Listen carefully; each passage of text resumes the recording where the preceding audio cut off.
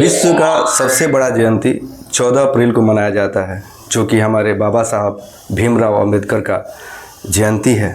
आज उसी पे चर्चा के लिए आज हमारे साथ है रंजय कुमार पासवान जी, जो एक टीचर हैं, समाज सेवी हैं और एक पार्टी से जुड़े हुए भी हैं। तो आज हम भीमराव अंबेडकर के बारे में इनसे जानेंगे।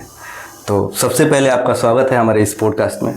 जी बहुत बहुत शुक्रिया और बहुत बहुत धन्यवाद आपके व्यूवर्स को भी और आपको भी। जी धन्यवाद। आपसे हम जानना चाहेंगे भीमराव अंबेडकर के बारे में। देखिए, आगामी 14 अप्रैल को पूरे देश भर में जैसा आपने बताया कि विश्व में सबसे बड़ी जयंती मनाई जाती है, तो पूरे विश्व भर में बाबा साहब डॉक्टर भीमराव अंबेडकर की जयंती मनाई जाएगी। अब रही बात कि उनकी जीवनी के बारे में जानना हो तो ये तमाम चीज़ें तो हर जगह हैं, ओपन है। आप किताबों में पढ़ सकते हैं, सोशल मीडिया पर देख सकते हैं। लेकिन उनके जीवन के पहलुओं में कुछ ऐसी चीज़ें हैं जो अंबेडकर को महान बनाती हैं। जी। उनका कुछ ऐसा योगदान और कुछ उनके ऐसे क्रियाकलाप रहे हैं जो कि उनको महान बनाती हैं। जी। तो उस पर मैं थोड़ी सी आपको फोकस करना चाहूँगा कि आप ज़रा इमेजिन करिए जी कि आपके पीढ़ियों को सताया गया हो, आपके सभी लोगों को मतलब कि परेशान किया गया हो जी, और अचानक एक समय आता है कि आपके पास अधिकार होता है कि जिन्होंने परेशान किया है, जिन्होंने सताया है, उनके भाग्य का भी लेखनी आपके हाथ में आ जाए और आपके अपने लोगों का भी लेखनी आपके हाथ में आ जाए, भाग्य लिखने की बात आ जाए। जी। तो कहीं ना कहीं हम लोग बायस्ड हो सकते हैं, एक तरफा हो सकते हैं कि नहीं बड़ा इन्होंने सताया है। लेकिन बाबा साहब की महानता यहाँ झलकती है कि जब उन्होंने संविधान लिखना शुरू किया तो उन्होंने इस देश के किसी भी व्यक्ति विशेष के साथ या किसी भी धार्मिक या जाति विशेष के साथ कोई उन्होंने भेदभाव नहीं किया और सबको समान अधिकार संविधान में समाहित कर दिया। अब जैसे आप देखेंगे धर्मों के हिसाब से जो बातें करते हैं लोग, तो धर्मों में तो बहुत सी ऐसी चीजें हैं जिसमें लगातार सुधार हुआ है और सामाजिक आंदोलनों से लोगों ने सुधार किए हैं। आप अगर इतिहास पढ़ेंगे तो मिडिवल पीरियड में मतलब कि मध्यकालीन भारत में तमाम धर्म सुधार गुरु हुए। संत रविदास, गुरु नानक, आपको संत कबीर, मीराबाई का नाम सुना होगा आपने। तमाम ये लोग धार्मिक सुधार आंदोलन के पुरोधा थे और उन्होंने धर्मों में जितनी भी कट्टरताएं थी, धर्मों में जितनी भी कमियां थी, उसको सुधार करके और नए सिरे से फिर उसको स्थापित करने की कोशिश की। हर धर्म की मैं बात कर रहा हूँ। अब उसी दौर को बाबा साहब डॉक्टर भीमराव अंबेडकर जब आते हैं, जब उनको मौका मिलता है, तो उन्होंने जितनी भी कमियां रही हैं सबको ख़त्म करते हुए और एक दस्तावेज, लिखित दस्तावेज, जो भारत का सबसे बड़ा ग्रंथ इसको कहा जा सकता है, किसी भी धार्मिक ग्रंथ से बड़ा ग्रंथ जो संविधान है, उसको जब वो लिखते हैं तो यहाँ पे हर एक व्यक्ति को खुली हवा में सांस लेने की आज़ादी देते हैं। हर एक व्यक्ति को अपनी बात रखने का, हर एक व्यक्ति को शिखर तक पहुंचने का रास्ता बनाते हैं। तो ये उनकी महानता है, क्योंकि कभी उन्होंने एक तरफा कोई निर्णय नहीं लिया, सबके लिए उन्होंने संविधान में व्यवस्थाएं निहित कर दी, इसलिए उनको महान कहा जाता है। सबके लिए उन्होंने व्यवस्थाएं बनाई, सबको अधिकार दिलवाया उन्होंने। लेकिन कहीं ना कहीं कुछ लोग हैं जो उनको नहीं मानते इस चीज़ को लेके। वो उन लोग का सोच है कि ये एक ही जाति विशेष को मतलब अधिकार दिए और उन्हीं के प्रति वो हरदम उन्हीं के साथ रहे। इस पे आपका क्या कहना है? बिल्कुल, ऐसा तो देखने में प्रतीत होता है, लेकिन ये कौन लोग होते हैं? आप थोड़ा सा एक बार उठा के देखिएगा ऐसे लोगों की लिस्ट, तो जिनके पास क्वालिटी और एजुकेशन नहीं है, यही लोग इस पर सवाल खड़ा करते हैं, यही लोग बाबा साहब पर सवाल खड़ा करते हैं।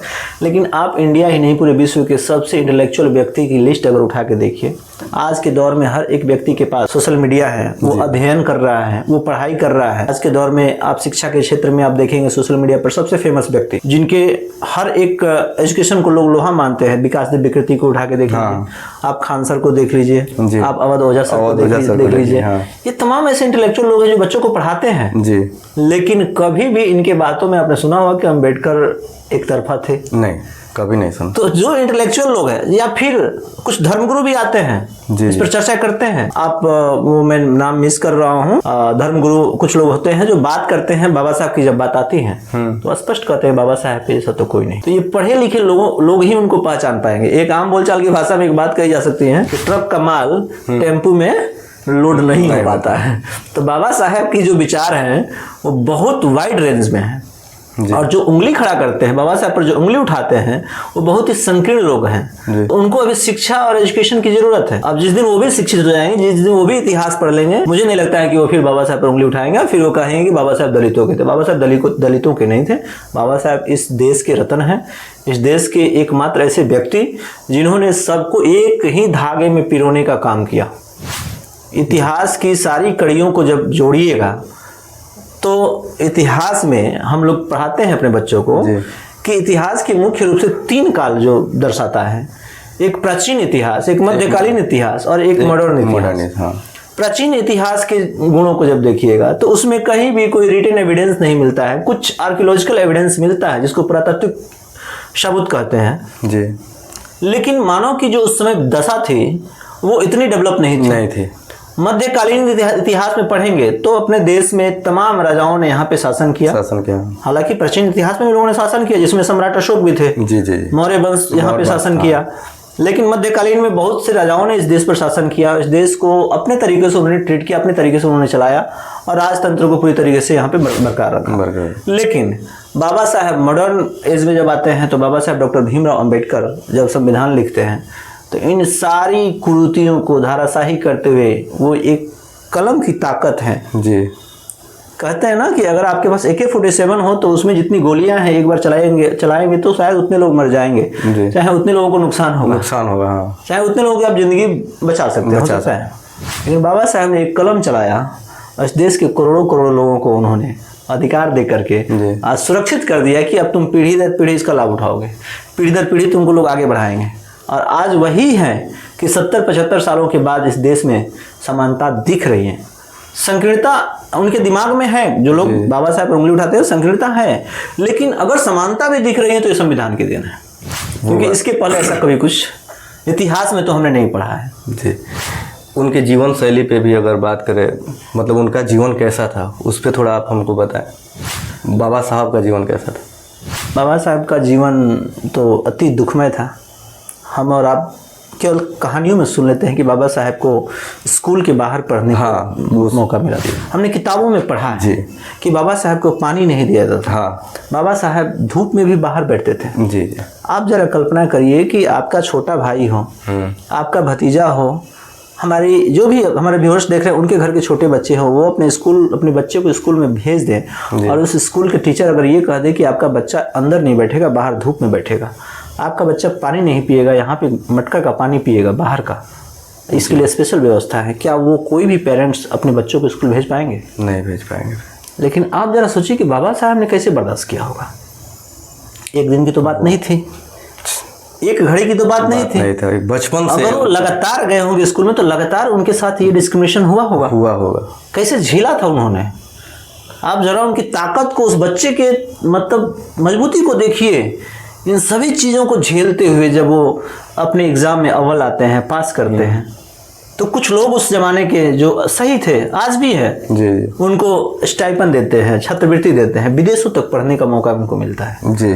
और विदेश जाते हैं, पढ़ के आते हैं तो भारत देश की दशा में कहीं कोई सुधार नहीं है। यहाँ पे डिस्क्रिमिनेशन की समस्याएं वही थी, यहाँ पे ऊंच नीच, छुआछूत, भेदभाव की समस्याएं वही थी।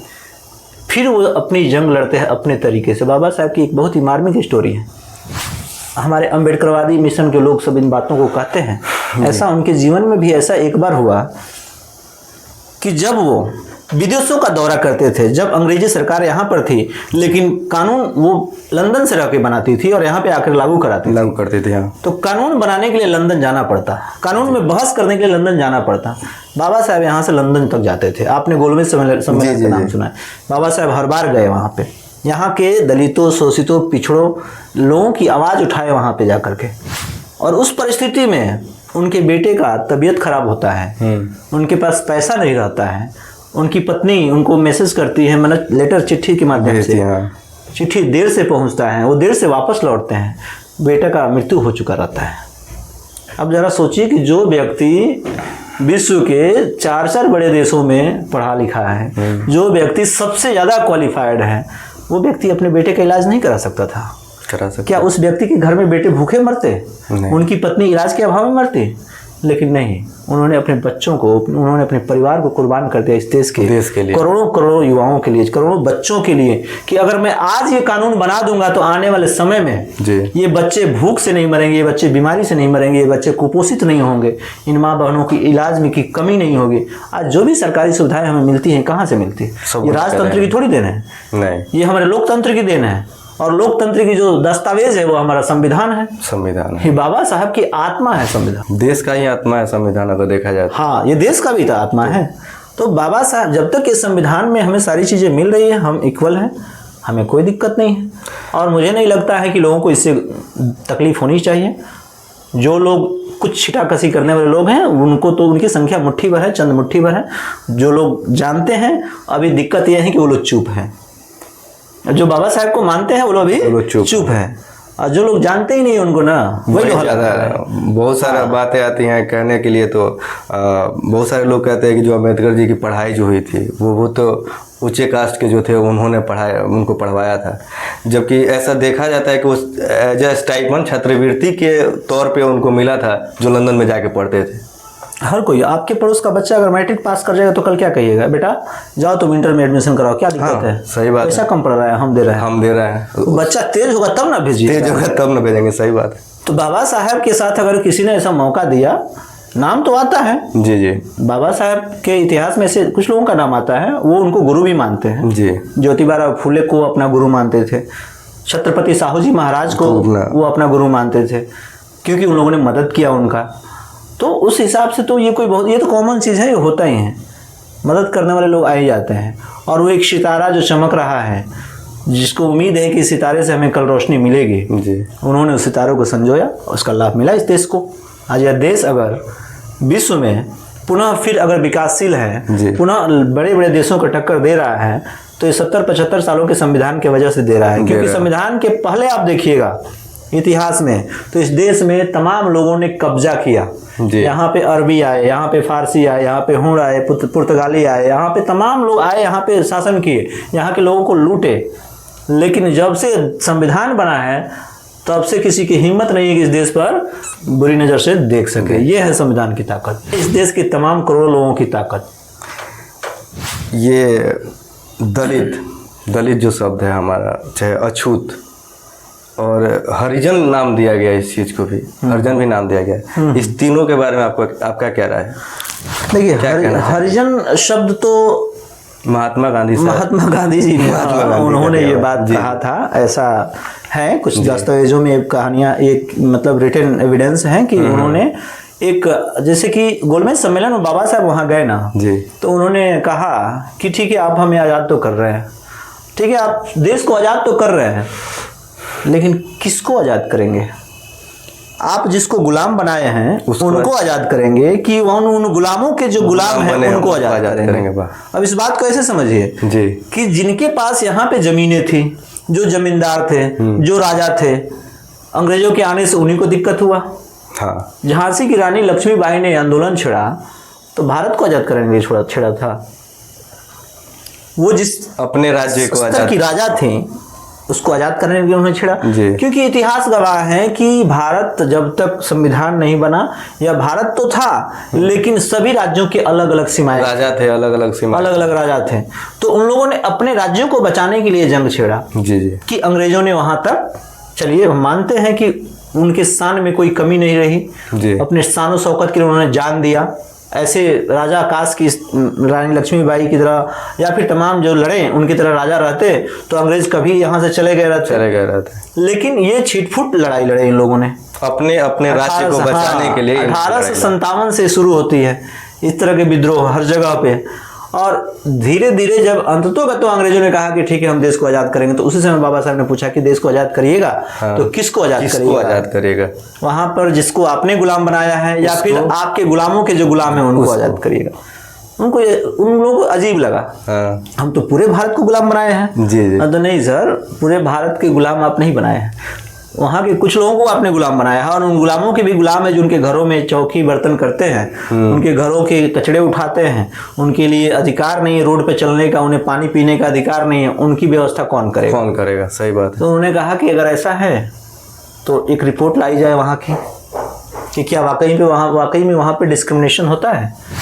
तो उस रिपोर्ट के लिए एक व्यक्ति आता है जिसको सर जॉन साइमन का नाम दिया जाता है। अच्छा। वो आता है और जिसको साइमन कमीशन कहा जाता है। साइमन कमीशन के नाम से वो आता है जांचने के लिए कि क्या यहाँ पे डिस्क्रिमिनेशन होता है। तो ये गांधी एंड कंपनी के सभी लोगों ने विरोध कर दिया कि नहीं साइमन गो बैक, साइमन वापस जाओ। बाबा साहब सहस्त्र स्वीकार करते हैं कि नहीं, वो आएंगे और जांच करेंगे क्या वाकई में यहाँ पे डिस्क्रिमिनेशन होता है या नहीं। उसी डिस्क्रिमिनेशन की कड़ी में वो जाते हैं, एक तालाब में एक अछूत को भेजते हैं, कहते जाओ पानी पी करके आओ।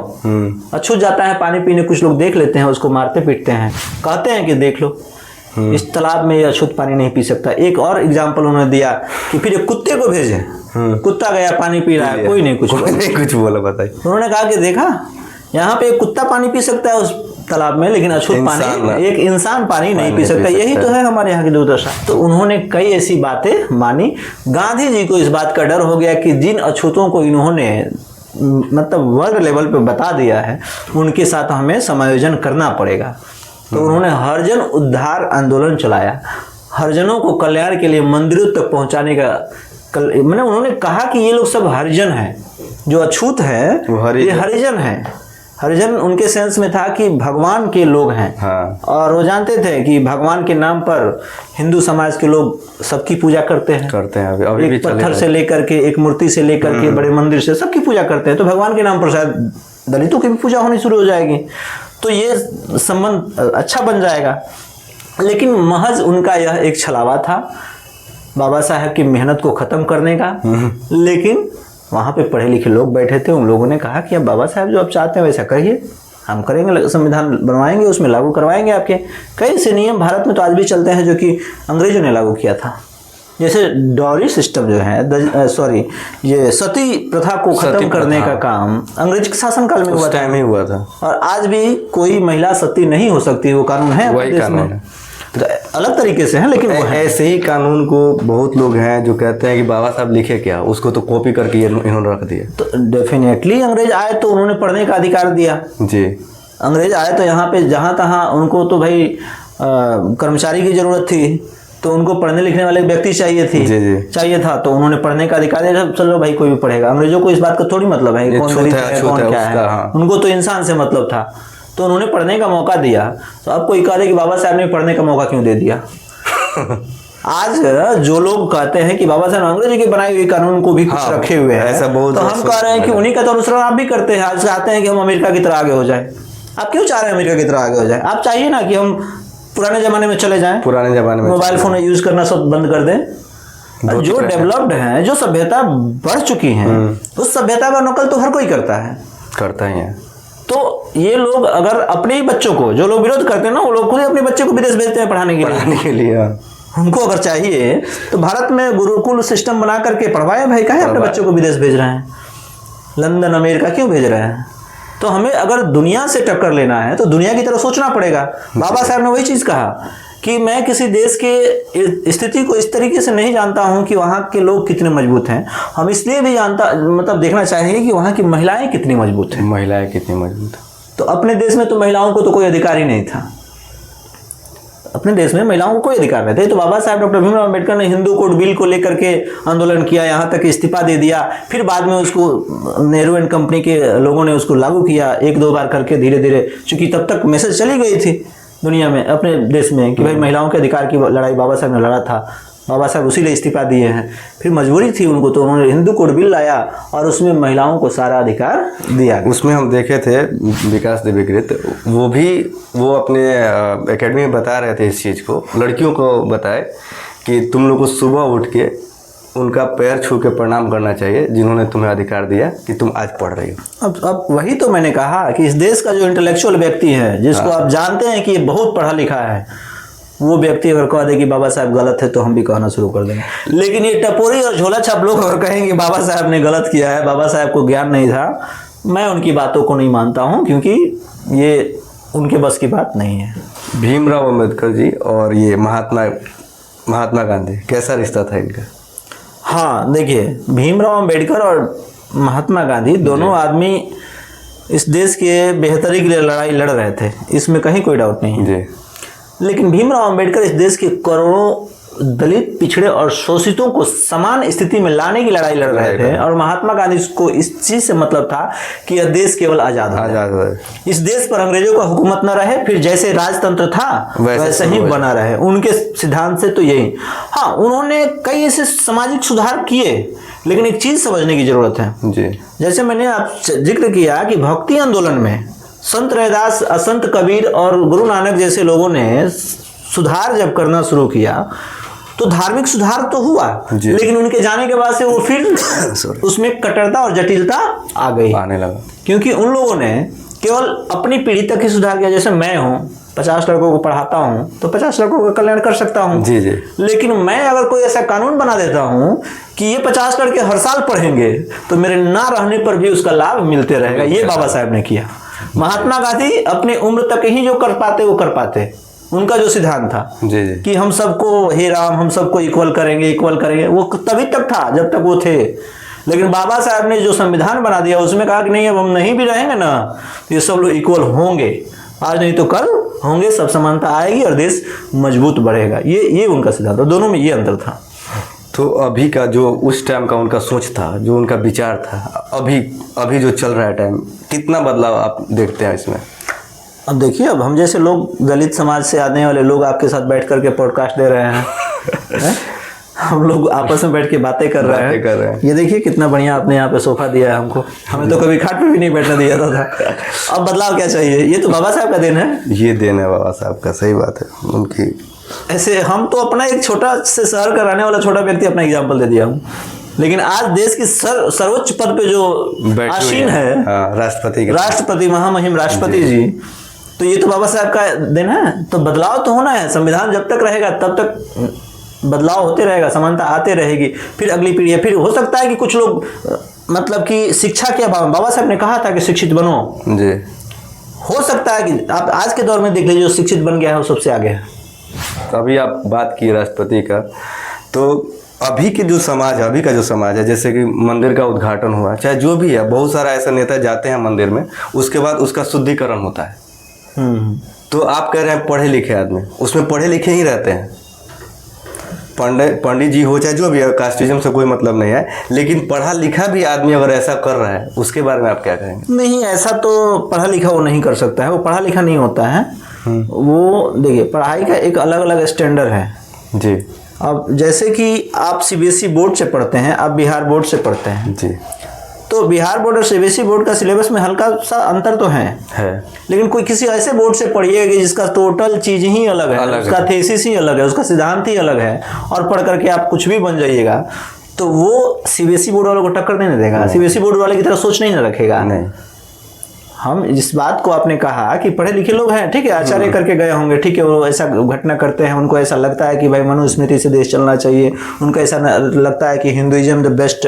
तो हिंदुइज्म भी तो बेस्ट मतलब कैसे कह रहे हैं आप? आपने तो पढ़ा ही नहीं एविडेंस और इतिहास को जी।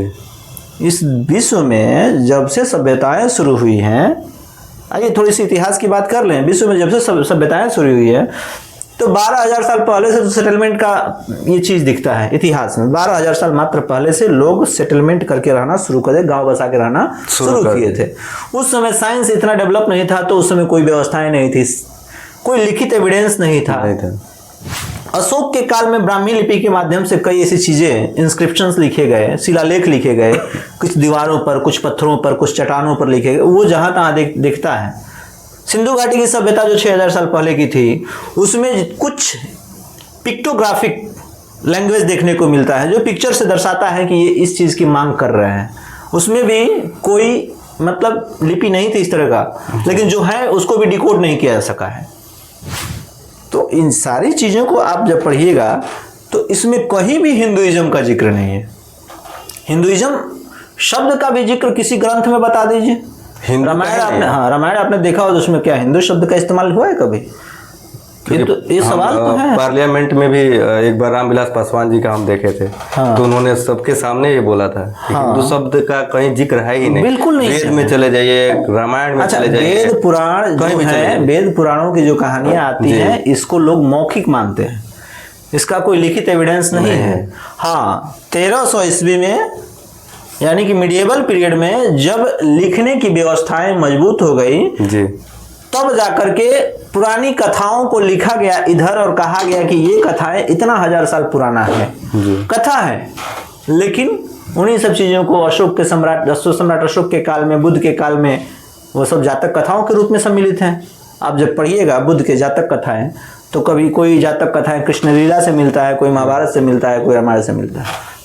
ये सारे एविडेंस इधर लिखे गए, सारी चीज़ें इधर लिखी गई। जब से कॉपी पेन और इस तरह की सुविधाएं हो गई। हाँ, कुछ ताम्र पत्र, भोजपत्र आपने नाम सुना होगा, उस सब कुछ पत्तियों पर, कुछ पेड़ों के छाल पर इस तरह के लिखने की प्रक्रियाएं जो थी उसमें मनुस्क्रिप्ट का जरूर वर्णन आता है कि मनुस्क्रिप्ट लिखी गई है। मनुस्क्रिप्ट मतलब मनुस्मृति की कुछ चीज़ें उसमें लिखी गई हैं। वो सारी चीज़ें आज भी संरक्षित करके रखी गई हैं, जो जिस पर आज भी विवाद होता है। लोग सवाल खड़ा करते हैं कि मनुस्मृति जो है इस देश को मतलब कि डिस्क्रिमिनेशन को वो प्रदर्शित करती है, उसमें छुआछूत है, इस तरह की बातें हैं। खैर हम उस क्षेत्र में नहीं जाना चाहते हैं, उसमें बहुत सी बड़ी बात हो जाएगी। तो मिला जुला करके आप देखिए तो इन सभी चीज़ों को वैज्ञानिक दृष्टिकोण से संजोने का काम अगर किसने किया वो डॉक्टर बी आर अम्बेडकर ने किया। और डॉक्टर बी आर अम्बेडकर ने जो किया उसका रिजल्ट आज दिख रहा है जी। अगर किसी को लगता है कि नहीं उन्होंने गलत किया तो रिजल्ट नहीं दिखता। अगर गलत किया होता तो रिजल्ट नहीं दिखता। आज बड़े बड़े देश भी अपने देश की तरफ कंपटीटर के तौर पे समझ रहे हैं ना। आज अमेरिका को भी लगता है कि भारत हमसे आगे ना निकल जाए, चाइना को भी लगता है कि भारत हमसे आगे ना निकल जाए। और यही भारत आज से 70 साल 75 साल पहले आगे निकलने का तो लोग अनुमान ही नहीं करते थे। लोग आते थे, लूट के लेके चले जाते थे। तो आज अगर भारत आगे बढ़ रहा है तो ये संविधान की देन है, और संविधान की बदौलत ही सब कुछ हो रहा है। और संविधान को इतना बढ़िया से बाबा साहब ने लिखा है, इसलिए बाबा साहब महान है, इसीलिए आज के दौर में प्रासंगिक है। जो लोग पढ़े लिखे आवाज़ तो उठाएंगे जी। अगर किसी ने, अभी आपने देखा होगा अमित शाह जी ने बयान दिया था कि अम्बेडकर फैशन हो गया है। लोकसभा में शायद उन्होंने कि जितना बार तुम भीम का नाम ले रहे हो उतना बार किसी भगवान का नाम लो, ऐसा कुछ। तो हमको लगता है कि भगवान का नाम तो हमारे पीढ़ियों ने लेकर के आया है, बहुत बार लिया होगा, कभी उधार नहीं, ले ही रहे, अभी कभी उधार नहीं हुआ। हमारे पिताजी के पिताजी, हमारे दादी, हमारे उनके भी बहुत भगवान का नाम लिया होगा, लेकिन कभी भी उनकी लाइफ में उधार नहीं हुआ होगा। लेकिन बाबा साहब का नाम नहीं लेते हैं, फिर भी बाबा साहब जो करके चले गए ना, तो आज हम लोग देखिए कहाँ बैठे हैं। सही बात है। तो बाबा साहब क्या भगवान से कम है? लेकिन अभी भी जैसे जयंती हम लोग मनाते हैं बाबा साहब के, तो कुछ लोग को लगता है, जैसे अभी पूरा हम लाइनअप कर रहे हैं, जैसे कि परशुराम जयंती आने वाला है, तो ये केवल ब्राह्मण लोगों का रखा हुआ है। राम नवमी आता है तो राजपूत लोगों का रखा हुआ है, कृष्णा जी का होता है तो यादव जी का रखा हुआ है कि नहीं? सब कुछ ही बटा हुआ है। जैसे अब अम्बेडकर जी का जैसे बात आएगा वैसे फिर दलित पे आ जाता है। ये बात बिल्कुल आपने सही कहा। तो हमने जैसा कि आपको बताया कि due to lack of education जी, शिक्षा की कमी है। हम भी रामनवमी में लोगों को शुभकामना देते हैं जी। हम भी मतलब कि सब जगह से लोगों को, जो जिस तरह के लोग होते हैं उनसे मिलते हैं, बात करते हैं, उनको सलाम करते हैं, ईद में जाते हैं। तो हम तो ये जानते हैं कि बाबा साहब ने संविधान में एक शब्द, हाँ, जो सेकुलरिज्म का उन्होंने मामला दिया कि भाई सबको अपनी आज़ादी है जी। अब आप उस चीज़ को लेके चल रहे, तो कितना आगे बढ़ रहे हैं वो आप देख लीजिए। लेकिन अगर ऐसा होता कि राम जन्म जयंती मनाने से देश विकसित हो जाता तो फिर ये लोग संविधान पर कब्जा नहीं करते, देश पर कब्जा करने की नहीं सोचते। अगर केवल परशुराम जयंती मनाने से कल्याण हो जाता तो फिर ये लोग MP MLA बनने की नहीं सोचते, कर लेते अपने समाज का विकास उसी से। और हम लोग भी केवल बाबा साहब की जयंती मना लेंगे तो हमारा विकास नहीं होने जा रहा है। बाबा साहब ने जो कहा है वो करने की, वो करना है हमें। बाबा साहब को पढ़ना है। हाँ, बाबा साहब ने कहा है कि शिक्षित बनना है बेटा, तो शिक्षित बनना है, संगठित रहना है तो संगठित रहना है, संघर्ष करना है तो संघर्ष करना है, तब हमारा विकास होगा।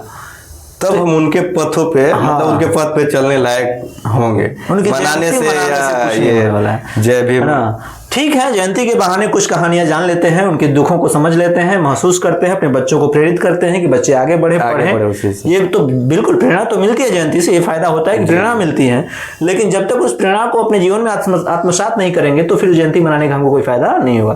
तो हमने अभी बताया कि जयंतियाँ आप किसी की भी मना लीजिए, लेकिन आपको इस देश के विकास के लिए पहुंचना कहाँ होता है? सदन में। और वहीं से आपके और हमारे सभी बच्चों के, सभी लोगों के भाग्य का निर्माण होता है। जी। सरकारें अगर एक साल में बजट पेश करती हैं तो उस बजट का पैसा कहाँ कहाँ खर्च होगा ये वहीं पे तय होता है। शिक्षा में खर्च करना है, स्वास्थ्य में खर्च करना है, कि देश के इंफ्रास्ट्रक्चर में खर्च करना है, कि देश के बॉर्डर पे लड़ रहे हैं सैनिकों के लिए खर्च करना है, कि देश में पिछड़े लोगों के लिए खर्च करना है। ये खर्चे के ब्यौरा सब कहाँ बनता है? लोकसभा में, सदन में बनता है। सदन में बनता है। तो जब वहाँ पे ये सारी चीज़ें बनती हैं और उसी के हिसाब से अब डिपेंड करता है कि अगर सरकारें बन रही हैं तो शिक्षा में खर्च कर रही है तो देश विकसित होगा, शिक्षित होगा तो विकसित होगा। अगर शिक्षा में खर्च नहीं कर रही है तो मुझे लगता है सबसे बड़ा देशद्रोही वो है जो सरकारें शिक्षा में कटौती करता है, वो देशद्रोही है। क्योंकि शिक्षा को बढ़ावा देने का मतलब है कि देश को बढ़ावा देना। जी जी। जो सरकारें देश के तमाम लोगों के टैक्स के पैसे उठा करके, हम एक शैम्पू भी खरीदते हैं तो टैक्स भरते हैं, साबुन खरीदते हैं टैक्स भरते हैं, जो कुछ भी व्हाटएवर हम खरीदते हैं टैक्स भरते हैं, और ये पैसे उठा करके सरकार ले करके हमारे लिए स्वास्थ्य की व्यवस्था नहीं कर पाती है, हमारे लिए अगर हॉस्पिटल की व्यवस्था नहीं कर पाती है तो हमारे टैक्स के पैसे यानी कि वो चोरी कर रही है। दलित समाज का जो इतिहास रहा है बहुत ही मार्मिक रहा है हमारा, जिसमें गले में हांडी, पीछे झाड़ू, पैर में घुंघरू, ये सब जो हुआ करता था, जो है इतिहास, उसके बारे में आप थोड़ा हमें बताएं। बिल्कुल, ये तो दुखद इतिहास है, ये तो भारत के इतिहास में कलंक है। और जिन्होंने भी इस तरह की घटनाएं मतलब करने को मजबूर किया था देश के लिए, वो सही नहीं है जी।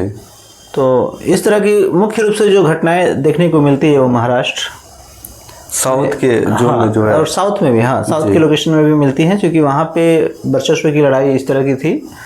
और उसमें अब देखें भीमा कोरेगांव का भी नाम आता है, एक संग्राम का, एक युद्ध का नाम आता है, वो भी उसी का दिन है। कभी उस पर भी हम लोग चर्चा करेंगे। तो ये तो बहुत दुखद घटना है जो अपने इतिहास में हुआ है दलितों के साथ। इसको मतलब ना नहीं कहा जा सकता है।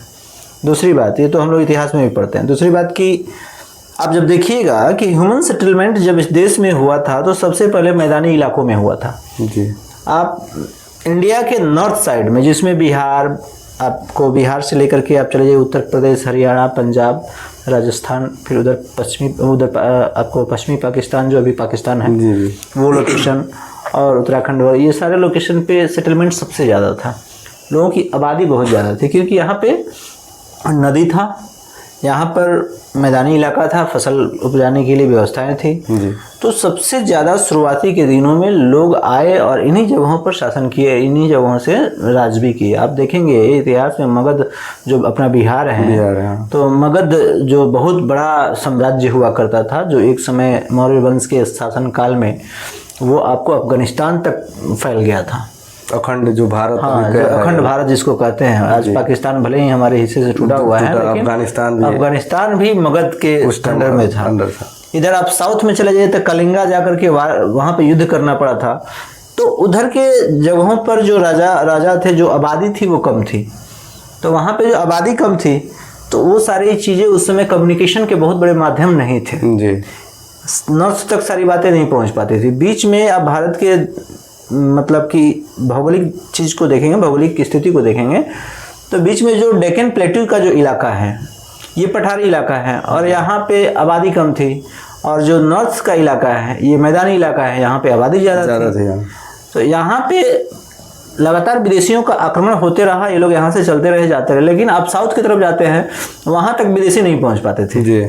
तो वहाँ पे इस तरह के सुधार की गुंजाइश बहुत कम होती थी, लेकिन ये तो दिक्कतें थी वहाँ पे, तो बहुत ही दुखद है। मतलब ये क्या था, मतलब उसके बारे में थोड़ा डिटेल बताएं हमें कि क्यों ऐसा किया जाता था, उनके पीछे जो झाड़ू लगाया जाता था या वो जो हांडी जो टांग के चलता था वो क्यों किया जाता था वैसे, मतलब उसका कई ऐसे उसके एग्जाम्पल हैं। जैसे हम लोग वैदिक काल को पढ़ते हैं तो वैदिक काल में तमाम वेदों की रचना की जाती है और उन वेदों में वर्ण व्यवस्था को स्थापित किया जाता है, और वर्ण व्यवस्था में 4 वर्ण, जिसमें ब्राह्मण, क्षत्रिय, वैश्य और शूद्र, इन 4 वर्णों को जगह मिलता है जी।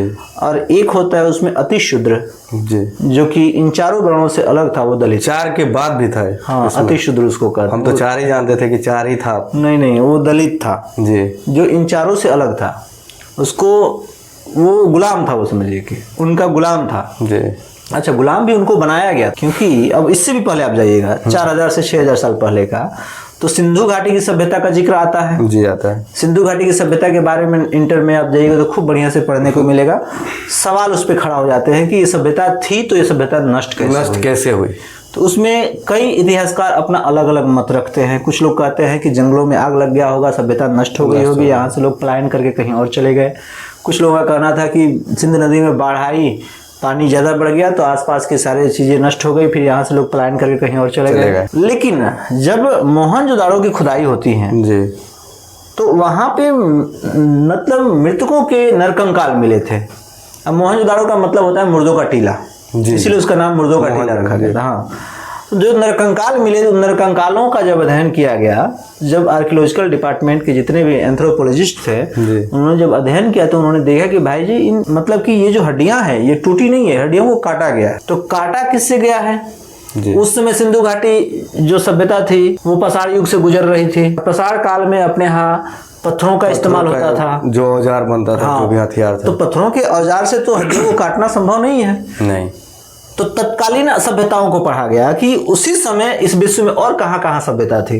तो मिस्र की सभ्यता, मेसोपोटामिया की सभ्यता, चीन की सभ्यता, यूरोप की सभ्यता, तमाम सभ्यताएं थी। पता चला कि यार यूरोप की सभ्यताओं में उस समय लोगों ने लोहे का आविष्कार कर लिया था। एक कनेक्शन दिया जाता है कि हो सकता है कि यूरोप में रहने वाले लोग सिंधु घाटी पर आए हों और लोहा लेकर के आए हों, लोहे के हथियार से यहाँ के लोगों का आक्रमण किया हो, यहाँ के लोगों का वध किया हो और लंबा युद्ध चला होगा और ये सारे नरकंकाल वही हैं। ये सवाल खड़ा कर देता है जी। और वो लोग यहाँ पे, अब मान लीजिए कि सिंपल सी बात है, हम किसी गांव में जाके कब्जा करेंगे तो राजा बनेंगे तो कानून हम अपना बनाएंगे अपना, और जिसको हम जीत लेंगे उसको हम गुलाम बना देंगे, बेटा तो हमारे घर के सारा ये काम करना, हमारा कचरा साफ करना, ये सब करना। तो यहाँ पे वही व्यवस्था लागू की गई। यह एक कनेक्शन होता है जी। और उसी को वैदिक पीरियड कहा जाता है, उसी को मतलब कि वैदिक काल कहा जाता है। और वैदिक काल में ही इन लोगों को गुलाम बना करके इनको मतलब कि सामान्य जीवन से एकदम कोसों दूर कर दिया गया कि नहीं, ये किसी दिन अपना इतिहास जान लेंगे, ये किसी दिन फिर अगर मानव बन जाएंगे। इनको जानवर की तरह बन करके रहने को मजबूर कर दिया गया था। जरा सोचिए कि वो कौन सा काल था, वो कौन से लोग थे। ऐसा कहा जाता है, हमने देखा है दलित समाज के वो तबका जो कि गाँव में अगर जानवर मर जाते थे तो वो ले करके जाते थे, छिलते थे, चमड़े निकालते थे और उनमें से मीट ला करके बना के खाने का काम करते थे। ये हमने इतिहास में देखा है। 30 साल पहले हमने देखा, 25 साल पहले हमने देखा है। दलित लोग हाँ, खाने पर मजबूर थे, यानी कि उनका पेट नहीं भरता था। सही बात। यानी कि उनके पास व्यवस्थाएं नहीं थी, उनके पास संसाधन नहीं थे। और ये संसाधन, सोचिए कि 30 साल पहले की हालत थी, तो आज से 200 साल पहले क्या रहा होगा? कैसा हालत, क्या स्थिति रहा होगा उन लोगों का? उनका तो ना अपना घर हुआ करता था उन दलितों का, ना उनका अपना। आज भी अब गांव देहातों में एक कॉमन बात होती है, लोग कहते हैं कि हमारा घर है ना भोजपुरी में कि हमारा घर है फलाना पर्व ना सहेला, जैसे होली ना सहेला। तो होली पर्व जो मनाया जाता है वो खर्चीला पर्व है जी। तो सहेला ना मतलब क्या, आपके यहाँ मनाने की क्षमता ही नहीं थी, पीढ़ियों ने मनाया ही नहीं है। तो आज को आपको लगता है कि हमारा घर ना सहेला, ऐसे ना मनाया। छठ ना सहेला, हमारा घर चौकट ना सहेला। अरे आपके घरों में कभी चौकट लगने को दिया ही नहीं गया, ये भी हो सकता है। ये भी हो सकता है। आखिर कुछ तो उसके पीछे कारण होगा।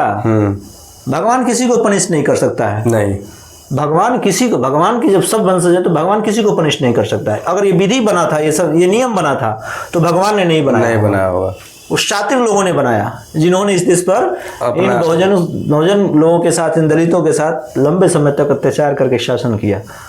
आज वो चीज खत्म है बाबा साहब के संविधान की वजह। तो ये बात तो सही थी और इसका यही कनेक्शन है, इसीलिए हो सकता है जी। हम अभी वहीं पे हैं, हम उसका वजह पूछे कि मतलब कि जो झाड़ू लगा था, हाँ। जो हांडी लगा था, हाँ। वो क्यों लगाया जाता था? हमने बताया ना कि उनको इतना बदतर काम दिया गया था ना, तो वो क्यों, मतलब हम बता रहे हैं क्या कारण? उनको इतना बदतर काम दिया गया था ना जी, कि उन लोगों से लोग घृणा आती थी, घृणा होती थी। ये कचरा साफ करता है, ये लैट्रिन साफ करता है, ये सड़े मरे जानवरों के खाल उतारता है, तो उसके साथ हम कैसे बैठ सकते हैं? आपके घर में अभी कोरोना आ गया था, आपने क्या लगाया? मास्क लगा लिया जी। उससे बचने के लिए। आज के डेट में एक इन्फेक्शन न लगे तो रोज एक बार 2 बार साबुन से हाथ धो लेते हैं। अब उनको तो उस व्यक्ति से नफरत होगी ना कि ये व्यक्ति अगर इधर से गुजर जाएगा तो ये अशुद्ध हो जाएगा, और उस अशुद्धता को बचाने के लिए गले में हांडी डाल दिया कि भाई तुम अगर बाय द वे भूल चूक से अगर गुजर गए जी, तो हमारे इस क्षेत्र में, इस बस्ती में, इस इलाके में तुमको नहीं थूकना है, उसी हांडी में थूकना है। ये व्यवस्था।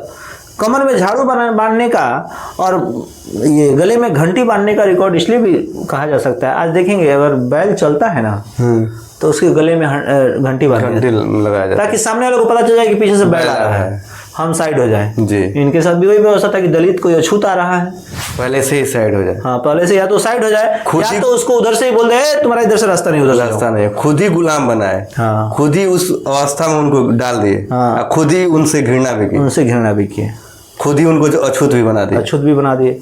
उनका कचरा खुद साफ किया इन लोगों ने। हाँ। उनका हर चीज साफ किया इन लोगों ने, वही लोग अछूत भी रहे। बिल्कुल, ये तो हमारे देश के इतिहास की बहुत काली मतलब की करतूत है। मैं नहीं चाहूँगा कि इतना ज़्यादा मतलब फिर लाइफ में कभी किसी को इस देश में ऐसा भुगतना पड़े, है ना। और मैं क्या, कोई ऐसा अगर इंसान होगा वो नहीं चाहेगा कि ऐसा करना पड़े किसी के साथ, कोई नहीं चाहेगा। अगर जो चाह रहा होगा ना वो इंसान नहीं होगा, वो जानवर होगा। वहाँ से यहाँ तक का सफर जो देन हम भीमराव अम्बेडकर जी को मानते हैं। बिल्कुल, इसीलिए भगवान मानते हैं हम, इसीलिए उनको हम भगवान भी मानते हैं। फिर भी आज हमारे समाज में बहुत सारे ऐसे जगह पे देखा जाता है कि उनका मूर्ति जो है उसको खंडित किया जाता है। हाँ, तो इसका वजह है कि देखिए, जो लोग उस व्यवस्था को आज भी बरकरार रखना चाहते हैं उनको तकलीफ होती है। जिनके अंदर अभी तक इंसानियत पनपी नहीं है जी, उनको तकलीफ होती है। उनकी स्टैचू से जरा सोचिए कि वो शख्स जिंदा रहते कैसे झेला होगा, जिसके मरने के बाद से इतनी मूर्तियां तोड़ी जा रही है। कितना झेला होगा, कैसे झेला होगा कि उनके मरने के बाद से इतनी मूर्तियां तोड़ी जा रही है। वो जिंदा रहे होंगे तो उनको कैसे लोग मतलब बर्दाश्त करते होंगे। लेकिन उतना मजबूत व्यक्ति जो कि अपनी सारी उम्र सब कुछ करके तब गए, तो उनके पास बहुत सारे ऑप्शन थे। जैसे वो एक उनका कहना था कि हिंदू में जन्म तो हम लिए हैं लेकिन हम इसमें मरेंगे नहीं। बिल्कुल। तो उन्होंने बुद्धिज्म को अपनाया, तो उनके पास और भी ऑप्शन था, तो दूसरे जाति में क्यों नहीं गए? उन्होंने बुद्धिज्म को पढ़ा था। जी। बुद्धिज्म, वो तो सबसे सच्चे देशभक्त थे doctor B R Ambedkar ji. Example बता रहा हूँ कि आप बताइए कि बुद्ध को ज्ञान कहाँ से मिला? गया से मिला जी। बुद्ध का परिनिर्वाण कहाँ हुआ? कुशीनगर इंडिया में हुआ। है? बुद्ध ने सबसे पहला उपदेश कहाँ दिया था? सारनाथ में, बनारसी में जी। बुद्ध ने अपने चेला कहाँ बनाए? तो वैशाली में। बुद्ध ने अपने कार्यकाल में जितने भी इस देश के लोगों को उद्धार करने का जो क्वालिटी दिया जी, जो उन्होंने उपदेश दिया, वो इंडिया में ही दिया, और उसी से भारत विश्व गुरु भी बना। भारत को अगर कोई विदेशी अगर सैल्यूट करता है तो भगवान बुद्ध की वजह से सैल्यूट करता है, क्योंकि ये भारत ऐसा देश है जहाँ पे बुद्ध जैसे व्यक्ति को ज्ञान मिला था। इसको एशिया का प्रकाश कहा जाता है ना जी, जी, जी। और बुद्ध के विचार यहाँ से बढ़े, सभी देशों में गए। यहाँ से सभी देशों में तो गया, लेकिन हमारे यहाँ ही ज्यादा। हाँ, वो वहाँ भी हम आएंगे। तो बुद्ध के विचार सारे देशों में गए, सारे देशों में फैले। और एक शासनकाल तो अशोक का भी आया जी, जब उन्होंने बुद्ध की मूर्तियां ही सब जगह लगवा दी। 84,000 मूर्तियां उन्होंने लगवाई थी जी जी बुद्ध की, और अपने उन शिलालेखों पर बुद्ध के उपदेश को उन्होंने लिखा था कि मानवता ही सबसे बड़ा धर्म है। अहिंसात्मक मतलब कि हिंसात्मक मत बनो, अहिंसा के पुजारी बनो, लोगों को तकलीफ नहीं दो। बुद्ध के जितने भी प्रीचेस थे, जितने भी मैसेज थे, सब उन्होंने लिखवाया। आज अगर कहीं खुदाई होती है तो बुद्ध के अवशेष निकल आते हैं। साबित करता है भारत न ही हिंदुइज्म का था, न ही मुस्लिम का था, न ही किसी और का था। ये भारत बुद्धों का था, और बाबा साहब ने उसी को अपनाया। वो कहाँ गए? वो तो अपने ही इतिहास को उन्होंने अपनाया। वो तो इधर उधर नहीं गए, नहीं गए। तो अपने ही जगह पर रहे। अब इतने इंटेलेक्चुअल व्यक्ति थे तो पता चला ना कि ये बुद्ध से बड़ा तो कुछ है ही नहीं इस देश में, इस विश्व में। और बड़े बड़े देश बुद्ध को अपना गुरु मानता है, आगे है जी। चाइना बुद्धिज्म को मानता है, थाईलैंड बुद्धिज्म को मानता है, और तमाम बड़े बड़े देश मानता है। तो हमसे आगे चले गए और हम जिसको खत्म कर दिए, इसीलिए हम उतने देर तक आगे नहीं गए। बुद्ध के विचार जी। फिर बाबा साहब ने संग्रहित किया संविधान में। बुद्ध कहते हैं कि प्रकृति से अपना हमेशा लगाव रखो, प्रकृति को बचाओ।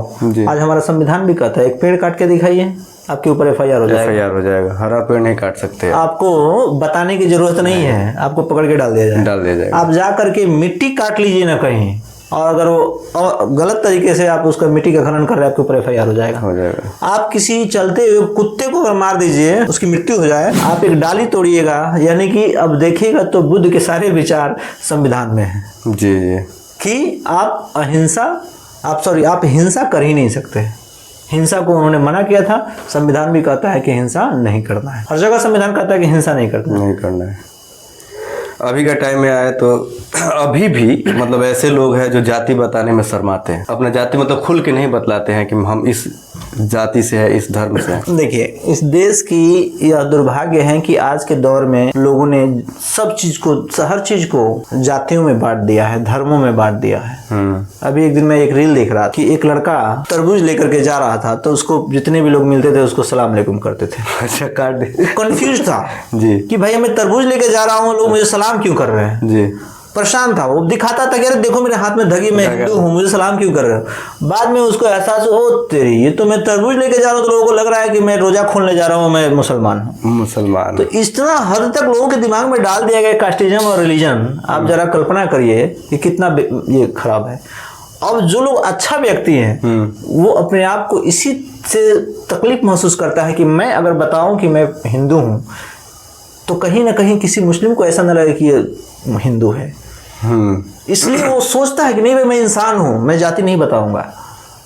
हाँ, कुछ दलितों को उसके साथ अलग तरीके का ट्रीटमेंट हुआ। उनके साथ ट्रीटमेंट इसलिए हुआ कि दलित है जी, चमार है, दुसाध है, डोम है, मुसहर है, पासी है, तो ये नाम सुनते ही उनके साथ डिस्क्रिमिनेशन की बात आ जाती है। तो वो डिस्क्रिमिनेशन से बचने के लिए अपना नाम नहीं बताता है या फिर अपना जाति नहीं बताता है। आज जो अम्बेडकर साहब को पढ़ लिया है वो उसको उससे मतलब, उससे कोई मतलब ही नहीं है उसको इंसान से मतलब है। जाति चाहे कोई भी हो उससे कोई मतलब नहीं है। हिंदू हो, मुस्लिम हो, कोई भी हो, अम्बेडकर को मानने वाला इंसान को मानता है, वो जाति और धर्मों को नहीं मानता है। कितना लोग एग्जाम्पल देता है कि भीमराव अंबेडकर जो थे उनका जो विचार था मुसलमानों को लेकर वो कुछ अलग था। मतलब उनका कहना था कि ये अपने मतलब कास्ट के लिए ही, जाति के लिए ही ज्यादा रहते हैं और अदर चीज के लिए नहीं होते। अच्छा, ये कुछ लोगों का कहना था। हाँ, ऐसा कुछ लिखा है या नहीं ये हम जानना चाहेंगे, क्योंकि लोग अम्बेडकर जी को कोट करता है। अम्बेडकर जी बड़ा मैंने कटु सत्य बोलते थे जी। हाँ, ये बात तो मैं भी मानता हूँ, बहुत कटु सत्य बोलते थे। सबके बारे में उन्होंने लिख दिया है।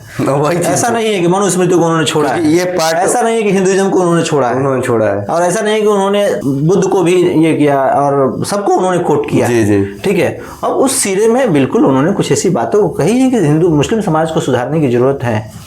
कट्टरता वो खतरा नहीं कि मुस्लिम समाज में लोग नॉर्मल नहीं है। मुस्लिम समाज के कभी कभी तो मैं ऐसे तकरीर सुनता हूँ कुछ ऐसे लोगों के, तो लगता है कि यार क्या मतलब क्या उपदेश देते हैं, क्या उपदेश है। और वहीं पे कुछ लोगों की तकरीरें जो दिखती हैं तो लगता है कि भाई मार कर देंगे सही बात। तो ये चीजें अब उसमें हो सकता है कि एक वर्ग अभी सबको अभी संभाल नहीं पा रहा है जी, तो दूसरा वर्ग, जैसे आज हिंदू धर्म में देखिए, हिंदुइज्म में सब लोग चाहते हैं कि शांति रहे, लेकिन डर बना रहता है कब हिंदू मुस्लिम हो जाएगा।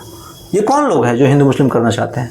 ये कौन लोग हैं जो हर जगह मदरसे पर चढ़ करके झंडा, अभी एक वीडियो वायरल हुआ था प्रयागराज का, जो लोगों ने रामनवमी के दिन पूरे रोजा में आपने कभी देखा किसी मुस्लिमों ने जाकर के मंदिर पर इस तरह घटना कर दिया हो? लेकिन एक दिन का रामनवमी आया तो इस तरह का मामला देखने को मिल गया। तो ये कौन लोग हैं? तो ये वो लोग हैं जो कि इस देश में उन्माद और हिंसा फैला करके इस देश के लोगों को गुमराह करना चाहते हैं। वो भी जानते हैं कि वहाँ पे हमारा भगवान नहीं है। अगर हम भगवान को ही मानते हैं, इतना ही कट्टर है, तो हमारा भगवान मदरसे में क्या करेगा वहाँ? हमारा भगवान किसी मजार में क्या करेगा कि हम वहाँ जाएंगे? हम बहुत कट्टर है, मानते हैं कि हम ठीक है मुस्लिम को नहीं देखेंगे। तो जब हम मुस्लिम को देखना पसंद नहीं करते, हमारा भगवान कैसे से वहां पे चला गया होगा। अब वो क्यों रहेगा वहाँ पे? तब सही बात है। तो लोग उस पे भी चढ़ जा रहे हैं। तो ये तो भगवान को खोजने नहीं जा रहा है, इस देश की स्थिति को बिगाड़ने के लिए जा रहा है, इस देश के शांति और अमन को बिगाड़ने के लिए जा रहा है। इस तरह से कोई भी, अगर मुस्लिम वर्ग भी अगर हिंदू वर्ग के साथ ऐसा करता है तो वो भी इस देश का दुश्मन है। और मुस्लिम भी करता है, किसी हिंदू भी करता है किसी मुस्लिम के साथ, तो मुझे लगता है कि वो भी देश का दुश्मन है। क्योंकि देश में जब आप शांति नहीं चाहते हैं तो आप देश के संविधान के खिलाफ है। अभी एक माहौल बन रहा है हिंदू राष्ट्र को लेकर, उस पर आपका क्या कहना है? मैंने हिंदू राष्ट्र को लेकर के माहौल तो ठीक है, हम भी कह दें कि हिंदू राष्ट्र बना लो, पहले एक हिंदू गांव बना लो जिस गांव में सारे हिंदू हो जी। ये साबित कर लो कि सारे हिंदू एक साथ खाएंगे बैठेंगे ये और शादी वादी सब कर लेंगे। इस तरह का कभी हुआ है? ये हिंदू गांव तो बना ही नहीं, हिंदू राष्ट्र बनाने की बात कर रहे हैं आप जी। ऐसा कुछ नहीं है, हिंदू राष्ट्र वगैरह कुछ, ये सब केवल जुमला है। बाबा साहब के संविधान से देश चलेगा, यहाँ पे सबका अधिकार है। यहाँ पे वो राहत फतेह इंदौरी की एक बात याद आती है कि सबका खून मिला है इस मिट्टी में, किसी के बाप का हिंदुस्तान थोड़ी है। सही बात है, बहुत ही अच्छा शहर। तो इस देश को जब आज़ाद करना था, इस देश को जब आगे बढ़ाना था, तो सब लोगों ने अपना योगदान दिया है। और कोई हिंदू कोई मुस्लिम नहीं, ये सब लोग भारतीय हैं। बाबा साहब ने भी कहा था कि we are firstly and lastly Indian, we are Indian. या तो फर्स्ट में कहे तो या लास्ट में कहे तो हम इंडियन ही हैं। सबसे पहले और सबसे अंत में हम भारतीय ही बाबा साहब ने इस बात को कहा था। अभी हिंदू राष्ट्र पे जैसे हम आपसे कुछ पूछे तो आपने कहा कि एक गांव को पहले हिंदू बनाए, उसके बाद पूरा राष्ट्र को हिंदू बनाएंगे। संविधान कौन सा होगा वहाँ पे? संविधान तो अब ये तो सवाल बनता है ना जी, हिंदू के अकॉर्डिंग मनुस्मृति प्रायोरिटी में होता है जी। तो आपके पास संविधान कौन सा? मैं कहता हूँ हिंदू राष्ट्र बना लीजिए, कोई दिक्कत नहीं जी। लेकिन कुछ तो तरीका होगा कि हिंदू राष्ट्र में क्या होगा। हाँ, कुछ दलित को क्या मिलेगा? दलित किसी ब्राह्मण के घर पे शादी कर पाएगा हिंदू राष्ट्र में? तो ठीक है, स्वागत है, आइए पूरा को हिंदू बना देते हैं। हम भी हिंदू बन जाने को तैयार हैं। दलितों को बराबर पर काम करने का अधिकार, दलितों के साथ हर चीज बराबरी, उनके बच्चों को पढ़ने के लिए बराबर एजुकेशन की शिक्षा एजुकेशन मिलेगी। ये लोग जितना तेजी से हिंदू राष्ट्र बनाने की बात कर रहे हैं, उतना तेजी से वन एजुकेशन और वन नेशन की बात क्यों नहीं कर रहे हैं? कर दे उस पे कोई कि सभी के बच्चे एक ही जगह पढ़ेंगे, एक ही सिस्टम में पढ़ेंगे, एक ही व्यवस्था के अकॉर्डिंग पढ़ेंगे। कभी एजुकेशन पे बात किए हैं? नहीं किए। यहाँ पे सरकारी स्कूलें बंद कर दीजिए, प्राइवेट स्कूलें चालू कर दीजिए, प्राइवेट स्कूलों का और मतलब कि प्राइवेटाइजेशन बढ़ा करके उसको और मतलब कि महंगा कर दीजिए। हमने एक ही शब्द में कहा, बाबा साहब ने हमारे बाबा साहब ने कहा है कि एजुकेशन इज द पावर।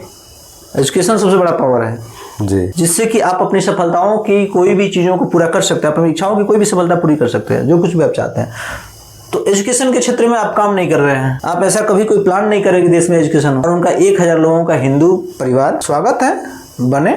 एक समय था, आपने ओशो का नाम सुना होगा, रजनीश कुमार ओशो। वो यहाँ से अपने हजारों अनुयायी को ले जा करके रजनीशपुरम अमेरिका में उन्होंने बसा दिया था। ऐसा थोड़ी होता है, उन्होंने किया था इस चीज को। ये भी एक अपना टीआरपी कर रहे हैं, लेकिन यहाँ पे आबादी देश की 150 करोड़ के लगभग पहुंचने जा रही है। तो 40 करोड़ आसपास में तो ही गया होगा, लेकिन 140 करोड़ के आसपास में जब हमारे देश की आबादी हो गई है, तो आप 1000 लोग मतलब क्या होता है? कुछ नहीं होता है। हमारे यहाँ ना वैसे हिंदू क्लासेस बहुत चलते हैं जी। हमारे यहाँ स्कूलों में 1000 बच्चे पढ़ते हैं और उसमें सारे बच्चे हाथ जोड़ करके प्रार्थना करते हैं, चाहे वो हिंदू हो मुस्लिम हो। हमने मुस्लिम बच्चों को भी देखा है कि स्कूलों में हाथ जोड़ के प्रार्थना करते हैं। उनको तो कहीं तकलीफ नहीं है इस वर्तमान राष्ट्र से। फिर हिंदू राष्ट्र की जरूरत क्या पड़ गई? हिंदू राष्ट्र केवल एक जुमला है, इसमें कुछ नहीं है बस। चलिए, बहुत बहुत धन्यवाद, आप आए और हम बहुत सी जानकारी हमें मिला भीमराव अम्बेडकर जी के बारे में। बहुत सारे समाज के जो कठिनाइयाँ थी, जो कमियाँ थी, उस चीज़ के बारे में आपसे जानकारी मिला हमें, उसके लिए बहुत बहुत धन्यवाद। चलिए, आपका भी बहुत बहुत धन्यवाद और शुक्रिया सबका। थैंक यू, धन्यवाद।